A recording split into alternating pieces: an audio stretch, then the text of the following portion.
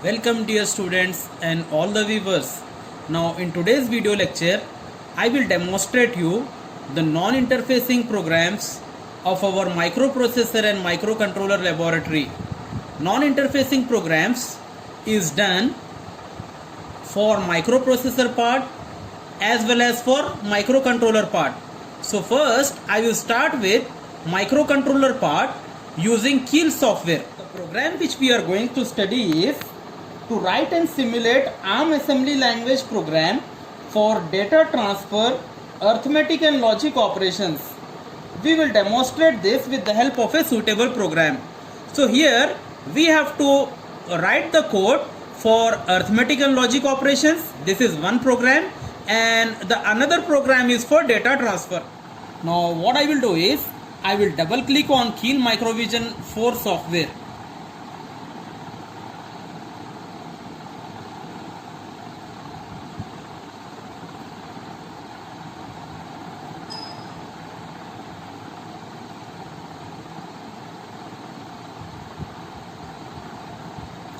Here you can see project option is there. Click on the project option and select new microvision project. As soon as I click on new microvision project, okay, one window has appeared where we have to give the project name. Since we are performing arithmetic and logic operation program, the program name I will give as maths, maths, maths, and I will save this particular project. Once I saved it, now one more window is appearing. Select device for target 1. Here what we have to select is we have to select the series of microcontroller, that is NXP. See, here I have typed NXP. Now you click on the plus sign of NXP, and what we have to do is the particular microcontroller, that is LPC2148, we have to select. See, here I am scrolling down.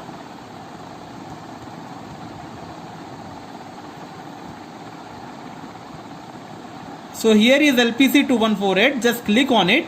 You can see description of this particular microcontroller is being shown. You just click OK. As I click on OK option, you can see here two options are being displayed in front of you. One is yes option, other one is no option. What we have to do is, since we are performing non-interfacing program, always we have to select no. But on the other hand, if we are performing interfacing program, then we have to select yes. So what I will do is, since non-interfacing program is being performed, I will click on no. As I click on no, you can see here target is created. Now what we have to do is we have to type or write our respective program. So we have to select the editor window. For that, go to file option, click on file option and select new. You can see here editor window has been appeared.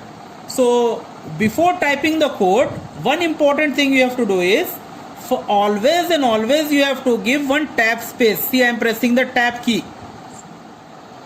See here, I have typed the required program. Now we have to save it. Go to save icon here in the menu bar and click on save. So earlier the project name we have given as maths. So the file name which we have to give is same. That is, I will type maths. But here important thing here is, for saving the program we have to give maths.asm. Here important thing is that we should give the file extension .asm because it is an assembly language code. Okay, so we'll save our program by clicking on the save option here again. You can see here I will click on save.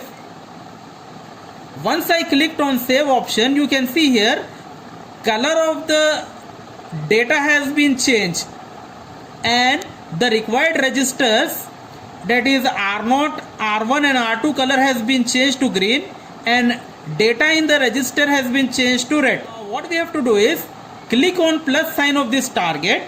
source group is there. Right click on this source group and select the option add existing files to group, source group 1. Click here. After clicking there, again what we have to do is same file name we have to give. What was our file name? maths.asm. See, it's appearing here. I will click here, maths.asm, and we have to add and close simultaneously. See, first I will click on add, then I will click on close. What we have to do is, in the menu bar, here you can see here build target files option is there. For checking our program is error free or not, we have to click on build target. Either we can select from this menu bar here, or else right click on source group 1, and you can see here also build target is there. Just click on build target, and you can see here 0 errors, 0 warnings has been appeared. It means that our program which we have typed is error free. Now to get the required output, what we have to do is go to debug option, click on debug option here. Here you can see start stop debug session is there. Just click on start stop debug session. After clicking, you can see here one window has appeared where it is showing evaluation mode. Just click on OK. Okay, now here you see here we will notice our main output. Here you can see here register window is there where all the registers from R0 to R15 are there, and 2 more additional registers CPSR and SPSR are being shown. So what I will do is, just all the values in registers are not clearly visible here, so I will extend it here. Just you can see here, I will extend it here. Just I will drag like this. Now all the values are visible. Now what we will do is, we will see the output in registers. For that, what we have to do is, we have to press F11 key. Now you can see here, once I have pressed F11 key, the value in register R0 is 0x 7 times 0 followed by 5, because in our code you see here R0 value we have taken as 5.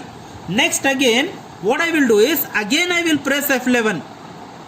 Once I press F11 again, you see here the value in register R1 is 2. So the value in register R1 here it is appearing as 2. Next, you can see here we are adding the contents of R1 and R0, and the final result is stored in register R2. So we will see the required result in R2. Again we have to click on F11 key. Now you see here the result has came as 7. It means after adding 5 and 2 we will get the result as 7. Again next line is for subtraction. So again I will press F11. You can see here 5 minus 2 is 3. So 2 value is appearing in register R2. Likewise so on and so forth. Each time I will press F11 key. F11. Now you see here 5 into 2 multiplication is there now. 5 into 2 is 10. 10 is represented as A. So here you can see in register R2 again A value is there.